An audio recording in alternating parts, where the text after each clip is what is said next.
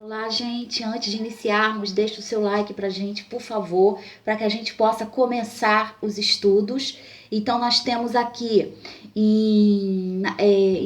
nas Vikings, runas Vikings que foram encontrados runas Vikings datada de pedras, grupos de pedras dos Jalings e erguidos pelo Harold Bluetton, que é o chefe que foi o antigo líder da Dinamarca. E essas runas estão datadas, já foram vistas e revistas nas paredes hoje, e elas são da Tiara, que era uma líder dinamarquesa, a rocha rocha do Leierborg, que é a rainha Taira.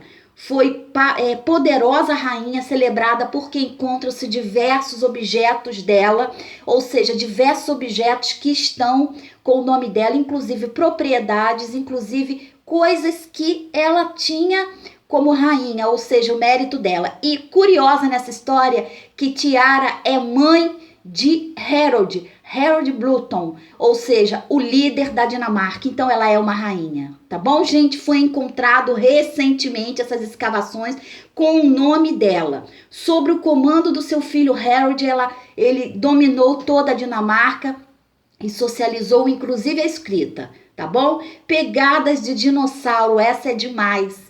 Houve, gente, atenção, pegadas de dinossauro no interior de São Paulo, na divisa com Mato Grosso. 100 quilos de pedra que foram encontrados, 3 dedos, garras, uma garra, e era do Tiranossauro Rex. Então, provavelmente, o que viveu aqui nesse tempo todo no Brasil foi o Tiranossauro Rex, o mais perigoso de todo, aquele que devora, que é um carnívoro, tá, gente? Então foi encontrado nessa divisa com Mato Grosso do Sul, na região de Salgado, em São Paulo, Tiranossauro Rex, uma espécie perigosíssima e carnívora, que provavelmente com seu filhote, com garras menores, foram encontrados 3 dedos e garras, ou seja, um achado arqueológico incrível em São Paulo.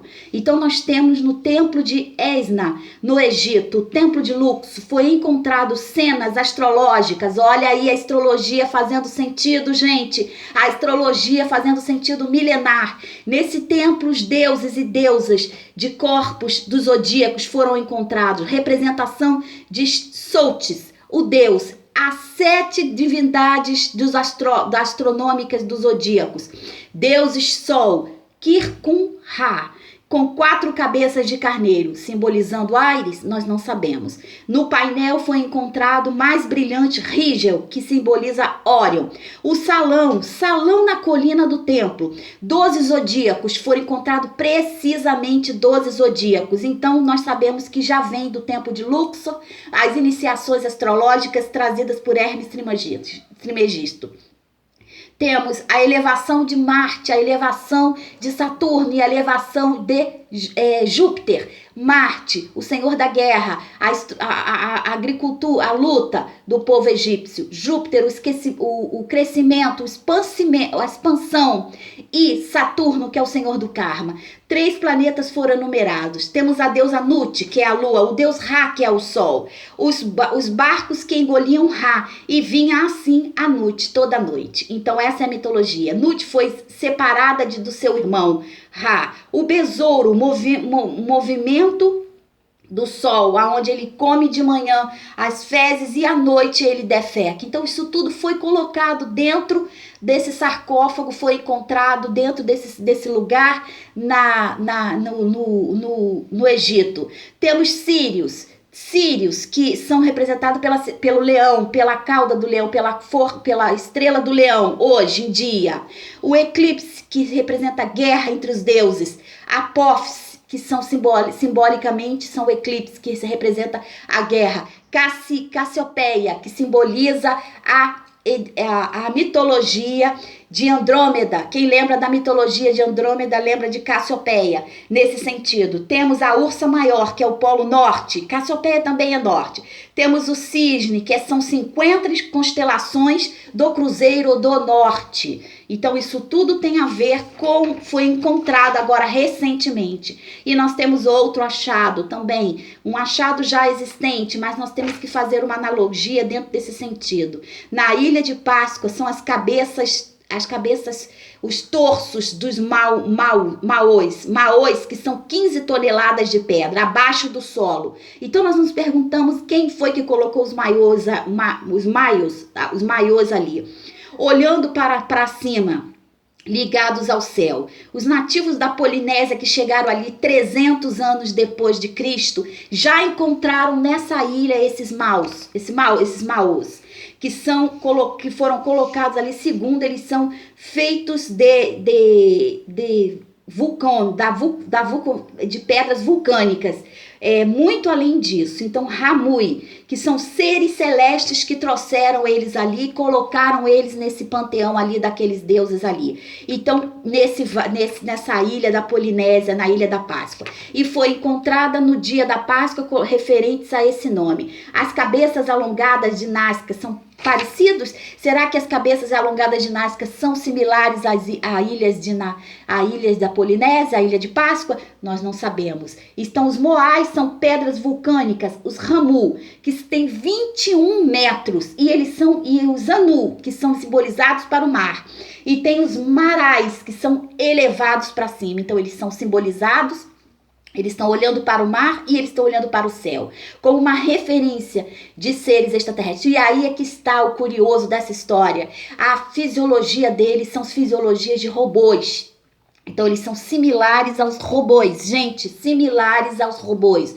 Rosto robotizado, na ilha da Polinésia, feitos praticamente à mão, entalhados à mão, olhando para o céu, esperando uma resposta de quem? De quem lá de cima. Então, eles estão alinhados perfeitamente dentro do solstício de verão e solstício de inverno. Estão alinhados a Sirius, estão alinhados a constelação de Gêmeos, que é a constelação da comunicação, ou seja, eles estão alinhados à comunicação, a seres similares, gêmeos, como gêmeos.